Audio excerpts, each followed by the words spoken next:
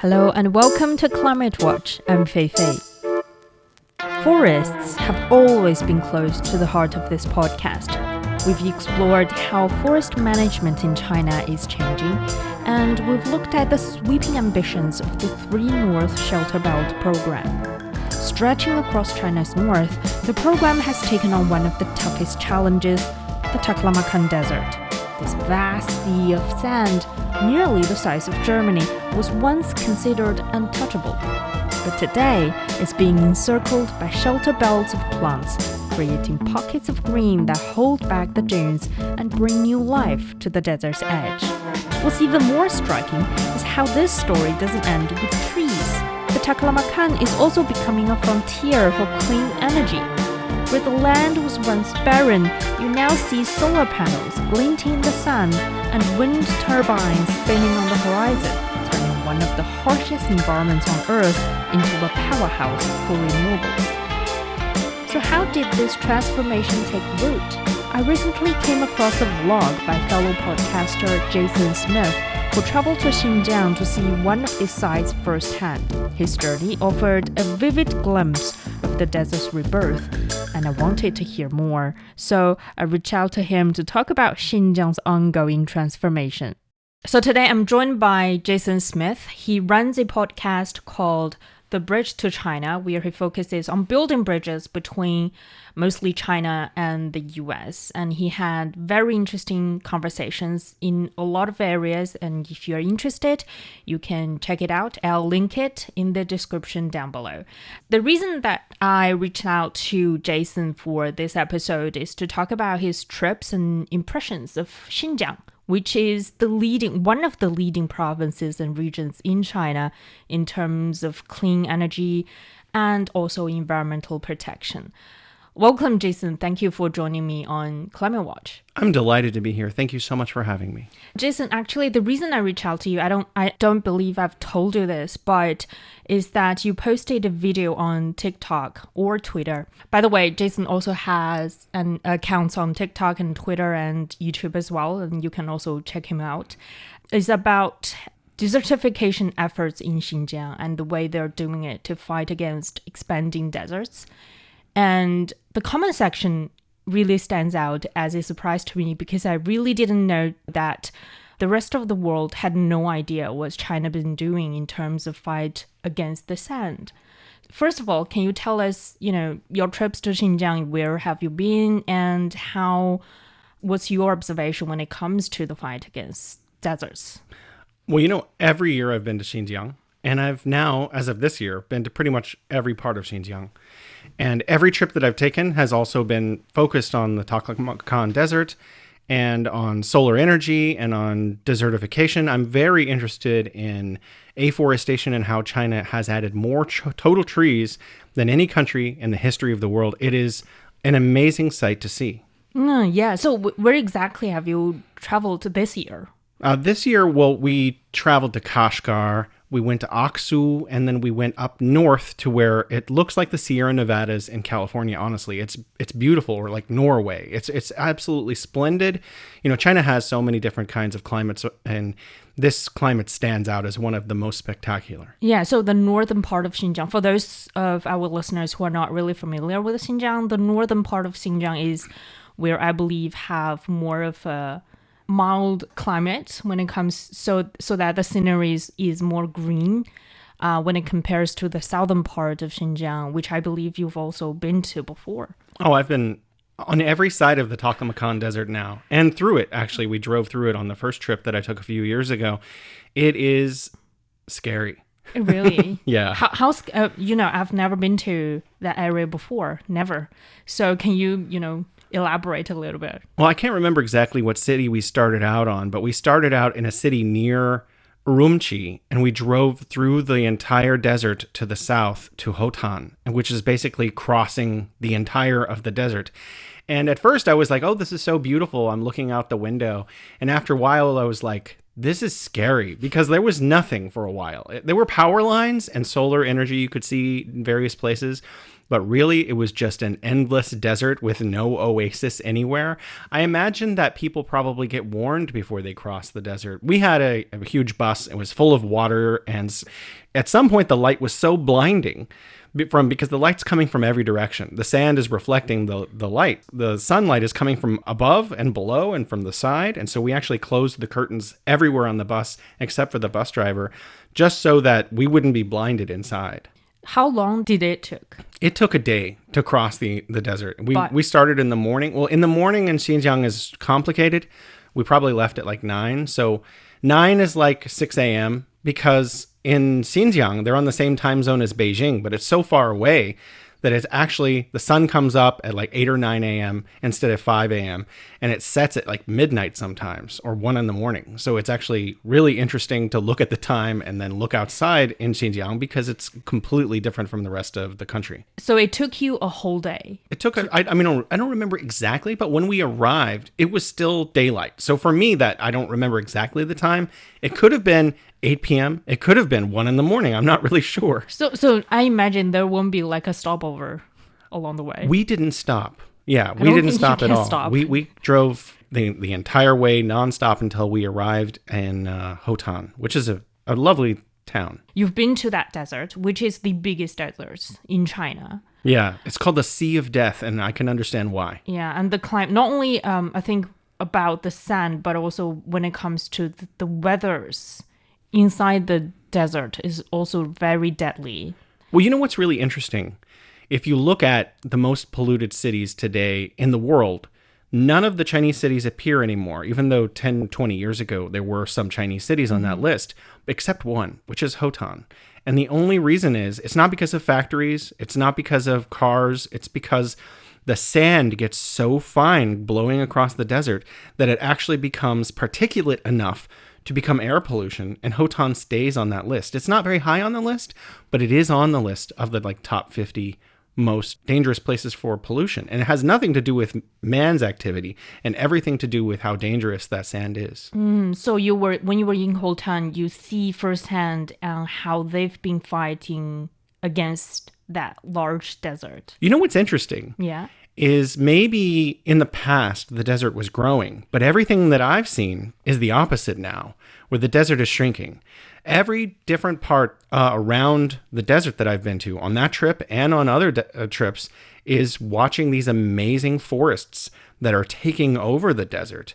And that's fascinating for me because, if there's a desert that is made by human activity, and the Taklamakan is largely that, it actually started in the Middle East and kept spreading all the way into China. It's through 2,000 years of agricultural activity and man-driven activity, not just because of modern industry, but because of historical precedent. And this desert shouldn't be the size that it is today. And so when I see, for example, the Swaswa forests, which I saw last year, it's really impressive because we were driving in a car, me and a few other people, for days through the northwestern Taklamakan desert, and it's completely forested now. It's just covered in forests everywhere you go, and it's resplendent. So is there a specific methods, the way that they are planting these trees? There are different methods in different places, but there are some similarities. One of the things that is done everywhere that I've seen, including in Inner Mongolia, is they take straw and then they take a shovel and they push the straw down so that it folds and goes in and creates these boxes. You can see these grid patterns of straw stretching for several square kilometers in any direction, especially close to roads. And the purpose of this is not to create new life, but actually just to hold the desert sand still. Otherwise, where one dune is today, that same dune might be somewhere else tomorrow or next week. And you can't create forests if those are the conditions. So what Chinese agronomists, scientist farmers have done is actually stilled the desert from moving in areas where they are planning on creating new forests. And so that was done everywhere I've been. And so you can see these just grid patterns holding the dunes still. But what I've noticed in different places, for example, near Aksup, there's a place called Kakaya Forest. And this one started in 1986, where they began reforesting, afforesting. And they used a lot of different things, walnut trees, poplar trees, and a massive irrigation. I mean, hundreds of people came together to build the original irrigation ducts in the 1980s. But today, parts of the forest are just completely gone. And you're just covered in forests. And most of them are like kind of the way you see an orchard, where they're lined up, because they've been done methodically with people and machines working together to just create new forests. And another thing that they do is they have these really tall poplar trees. They don't bear any fruit, but that's not their purpose. Their purpose is to be line breaks for wind, to actually slow wind from whipping the new plants. And so you'll see these grid patterns outside of the main grid, where there's just these really tall poplar trees. And in between, there'll be a lot of orchards for walnuts or other kinds of poplar trees, or whatever they decided, farmers, agronomists decided was going to work best for that particular region. And this is not just, taken the desert back for human use and created forests and reduced sand and dust storms, which it has. There are 30 days in Aksu of dust per year now, where it used to be more than 100. But what they've also done is enabled locals to be able to plant walnut farms and apricot farms and other kinds of vegetation that are now not just feeding locals, but feeding the local economy as well, because they're exporting those goods to the rest of China, and in some cases for international use as well, which means, areas that used to be relatively impoverished are now thriving and more prosperous. But if you go to other parts of the Taklamakan Desert, they've done it differently than they've done it in Aksu. For example, I mentioned the swaswa tree. It's a very hardy tree that can grow with very little water. And I've seen where they've just planted it and it's only like inches tall, and there's just hundreds of square kilometers of that. But I've also seen where it's grown for the last 10 or 20 years. And I was told by a professional who lives there, they're about a meter tall. But when we got there, they were taller than me, which means that they must be at least 2 meters tall. And so there are these 2-meter tall forests of swaswa trees and other vegetation that are growing. And actually, local farmers are now putting tubers underneath the swaswa tree forest to grow a kind of traditional Chinese medicine. I forget what it's called, though. I saw that video, actually. It's kind of like a root. Yeah, we dug them up, actually, while we were there, and they gave them to us. They were like, try eating this. It's called 肉苁蓉. Is that what it is? Yeah. And then we actually went to a facility nearby where they're processing them, because they have to be laid out and dried by the sun until they get to a certain level before then they go to, I guess, medicinal clinics and people who use it to make teas and things. Yeah. My wife bought some right there on the spot because she's like, this is cheaper than you can get this anywhere in China because this is the source. So now we have a bunch of it at home, and she puts it in our tea and she says, don't worry, Jason, this is making you younger. Yeah, exactly. That's what I did as well. I put it in my black tea, or it's very nutrients, especially in cold weathers like in winters and the falls. So that's very interesting that we can see that the different approaches when it comes to afforestation efforts in Xinjiang, combining, local conditions.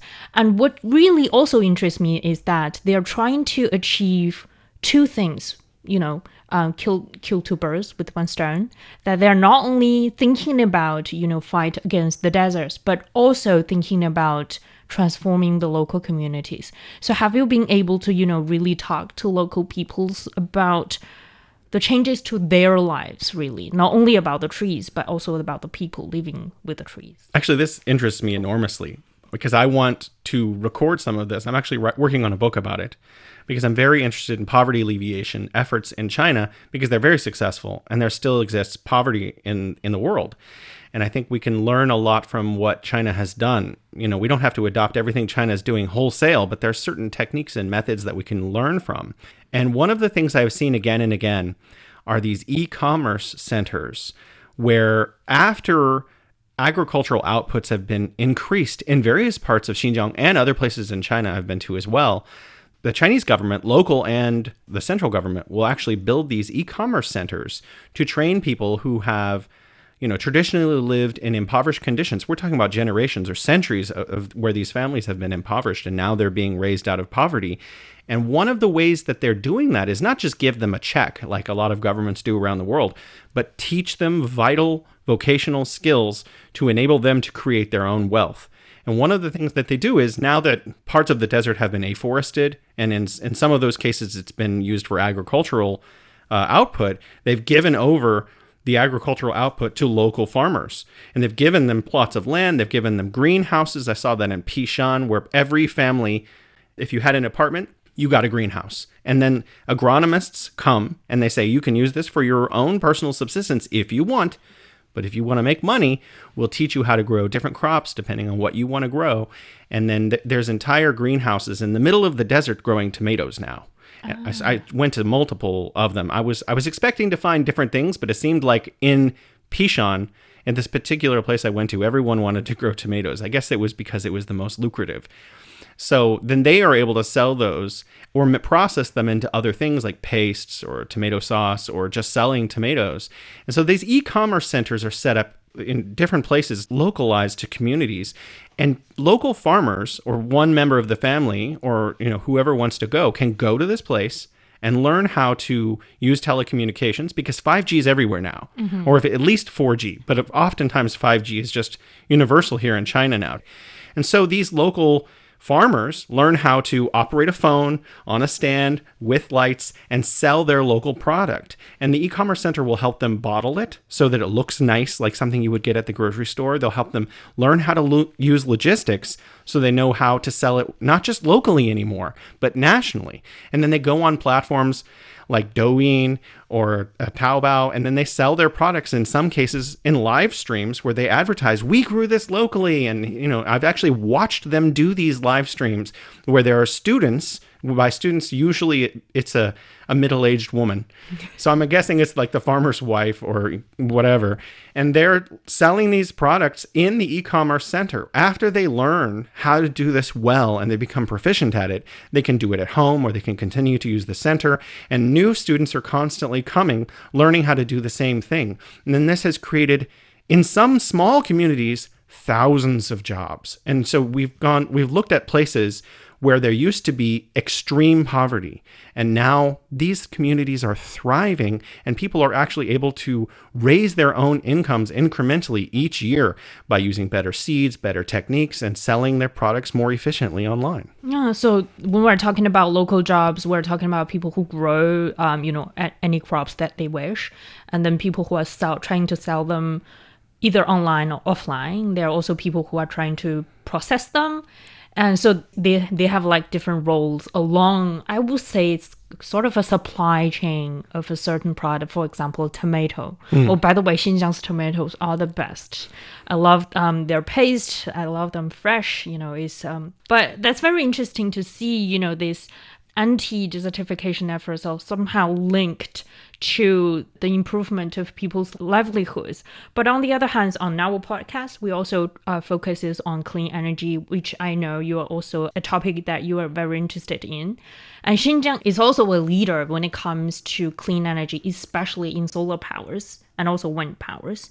So have you been able to see a link that could be built between afforestation efforts and also the development of this renewable energy? Well, I got permission to go to a solar farm last year, a massive one. It was 250 megawatt solar farm. That wasn't actually on the grid yet, but it was all being built and it was amazing.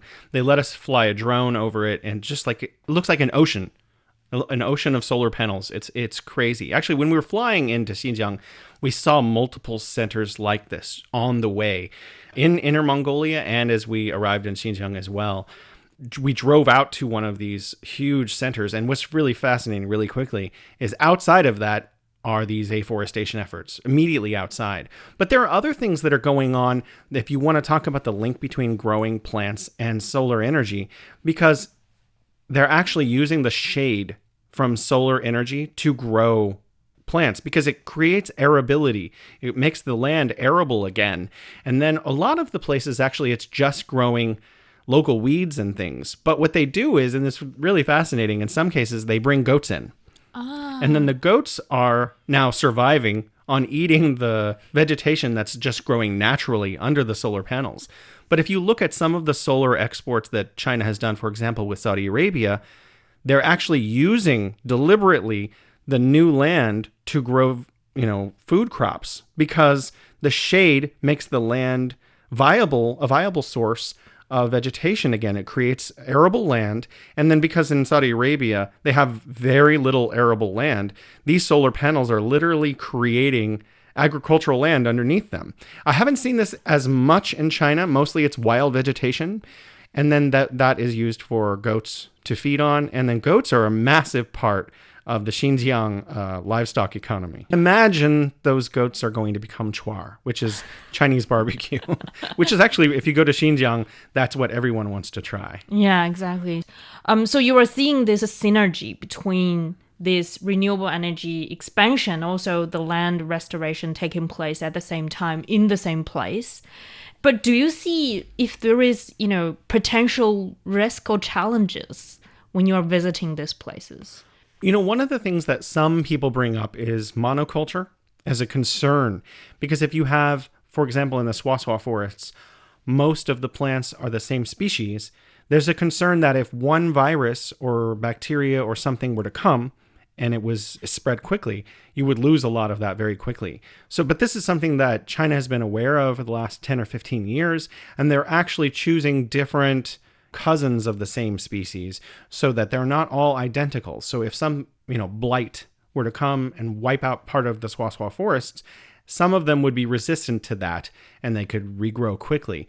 And I think this is one of the major concerns. Another concern I hear is people online, like you mentioned, comments. They'll say, you shouldn't be wiping out deserts. Those are part of nature. And I think Chinese scientists would agree. But many parts of the Taklamakan desert are overgrown, not because of nature, but because of man-made activity. And so hemming the desert in and making it smaller and controlling its growth is actually taking back what nature had and putting it back closer to its original form, because the desert wasn't meant to be that large in nature before human activity. Exactly, especially when the desert is actually expanding, because not only because of human activity, but also because of climate change currently. So we definitely need to do something to sort of not only shrink it, not try to shrink it or eliminate deserts, but trying to, manage it more rationally. And I do agree with you about when it comes to the monocultures of tree plantings, because Xinjiang is part of the 3 North shelterbelt tree planting program that's been running for, I think, at least 4 decades now, and is also planning to run till 2050.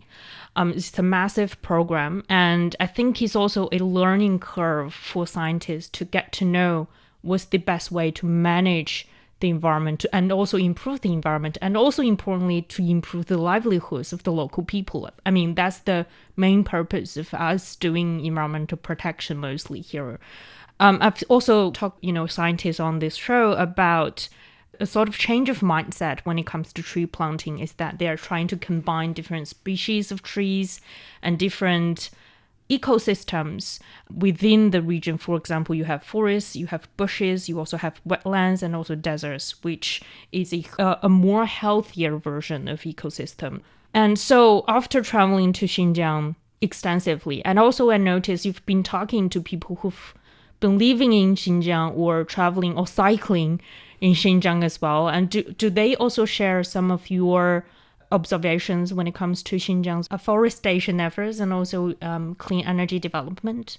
It's so easy to see when you're traveling in Xinjiang, the solar panels, that you can't not see them. So Jerry Gray, who has ridden across China like 3 times on a bicycle in different directions, and he's been to Xinjiang 5 or 6 times, and I think he's going again in a couple of weeks. He had mentioned in my multiple interviews with him seeing solar panels. They are everywhere. And so you also see the wind. I mean, actually, not just Xinjiang. If we wanted to talk about China, get on a high-speed train and go in any direction, you're going to see solar and wind now. Just any direction. It used to be like between Beijing and Shanghai, there was a lot, but now it's just between any city. There's a lot. It's just ubiquitous everywhere. I think, engineers and the government are looking at every opportunity to find places that they can put more clean energy. And and you can absolutely see that more so in the Taklamakan Desert and other parts of Xinjiang, because people, just like in the UK, where they're like concerned, oh, we don't want you to put solar panels in our farmland. The same is true in China. And so the desert is an easy place to put it, and China has lots of that. So solar panels are popping up across the desert everywhere, and everywhere you look, there's a different, you can see when you're just driving down the road in southern Xinjiang, in the distance, if you have good vision, there's like something shiny, like a little oasis. That's a huge 250, 300 megawatt solar farm. If you were to get closer to it, it would be an ocean of it. And then there are just different directions. You'll see the same thing everywhere you go. And you see the afforestation efforts everywhere on the perimeter, and every side of the Taklamakan Desert is completely ringed in with different kinds of afforestation, different kinds of new farmland. So in your conclusion, what do you think are making this effort successful? What are the key factors? If, for example, other communities or other societies or other countries who are trying to also fight against deserts or build up their clean energy deployment, what do you think are the key lessons that they can draw? Well, obviously it takes concerted effort. There are also efforts done in the United Nations with Chinese support in parts of the Southern Sahara, where they're doing a green Great Wall of their own. They've learned a lot from the Chinese examples, and I think the world can also learn from those examples because they're somewhat different. But, you can see these kind of things popping up around the world, but really it takes devotion. And I think the CPC and the Chinese government have really said this is going to happen. It's, like in the United States where I'm from, sometimes politicians will say, oh, we're going to do something, but it never happens. For example, the high-speed rail in California. But in China, when the government says we have a 5-year plan, it's not just like, oh, that might happen. In 5 years, that's done. So when China says we're going to add forests on the perimeter of the desert, you can bet that there will be forests on the perimeter of that desert. And so the devotion, but I think a lot of techniques, and surprisingly, it's not just planting swasaw trees or planting poplar trees or all of these specific techniques.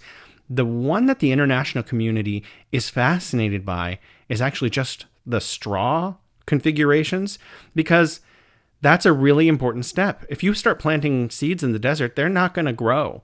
But if you can freeze the desert in its current state, then you can actually have the ability to move to the next step, which is to grow vegetation on it. And I think this simple technique of stuffing straw into little grid patterns throughout the desert is surprisingly important. So it's like the foundation of anything that you plan to do on the desert. What's really interesting is that if you're on a road anywhere near the Taklamakan Desert, that road will be surrounded on both sides with that, because that's great. Because you don't want the road to get covered with dust either. And so you see that at least stretching from the road, it will be everywhere. So it's not only about preparation for planting trees, it can also be helping with infrastructure. Absolutely. I remembered when we did a podcast last year and talking about building roads in Africa. I think they're using similar technologies. They're using grass as grids to sort of stabilize the soils along the road so that the road won't be eroded by the rainforests or whatever other damaging weather that's been coming throughout the year. So it's been applying not only here in China, but also worldwide. Well, another technology that, we're talking about what are they doing, what can other countries learn, is sinks, water sinks. So, for example, in a lot of the small communities like Pishan, for example, they take water from, the water table underneath the ground. And there are periodic flash floods in parts of the Taklamakan Desert. And so one thing Chinese engineers have been doing is trying to capture that water. So they create different kinds of sinks. I forget what it's called, but it's like sponge cities. It's the same kind of technology where basically they're trying to let the water go into certain areas to refuel that underwater caverns so that when they pump water for agricultural work and irrigation, it's still there. That's very, they're thinking things like systematically. So when you are also very active on platforms like Twitter, TikTok, and YouTube, and so on and so forth, what do you think are the biggest misunderstanding when it comes to big clean energy and afforestation regions like Xinjiang? Well, if we're talking about clean energy, people have a lot of different concerns, and some of them have merit and some of them don't. So, for example, let's talk about wind energy just for a moment. A lot of people, and rightly so, it's something we should be concerned about, are worried about birds, and they're getting struck by the wind turbines. I actually have the graphic data. I got it yesterday again, and because I'm always looking up data all the time, I'm obsessed with data, and it's actually I think it's like 20-1. Cats kill more birds than do wind energy, and that doesn't mean that it's not negligible or we should ignore it. But there are very simple techniques that are already being deployed to prevent birds from being struck by new wind farms. One of those techniques is really basic, and I only learned it in the last couple of months actually, globally, and that is to paint one of the blades black. It doesn't have to be all three, just one, so that the bird can recognize that there is a threat. And another one that's already being deployed in some wind energy is using a small sound, so they can actually adjust the frequency, and then that sound makes birds not want to come near. So even though it's already a small statistic, they can actually reduce that statistic even further. Another one is that people are concerned about solar energy because they're like, oh, these solar panels will only be on that grid for 20 or 30 or 50 years. Then it becomes trash, right? People are concerned that it's going to be pollution itself. And that is a valid concern, except it's not as much a concern as people think.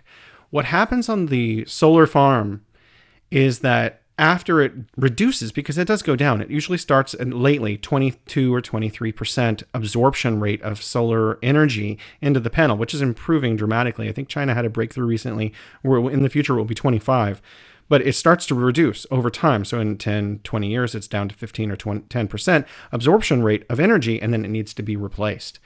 But they don't just throw them away.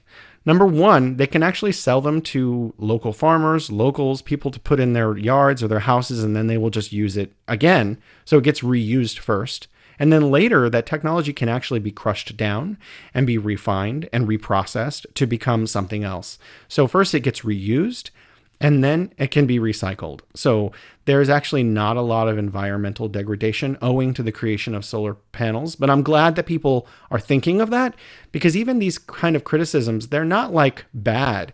There should be people asking questions. That way scientists and engineers can solve those concerns. Exactly. And it's like a learning curve. We are only been deploying, solar farms, for example, in the past, in scale in the past 20 years. And it's natural that new problems, new issues will pop up, and then we just solve them. That's the way to do things. Right. I agree. Yeah. Thank you, Jason. Thank you very much. That's very interesting to bring us some on-ground experiences and observations coming from Xinjiang. Thank you so much for having me on. A big thank you to Jason Smith, host of the Bridge to China podcast, for joining me, and thank you for listening to this episode of Climate Watch. If you enjoyed the show, don't forget to subscribe, leave a quick review, or share it with a friend. And if you have questions about our planet or suggestions for future episodes, you can reach me at fei.fei@cgtn.com or find me on my Substack newsletter, Rivers and Mountains. Until next time.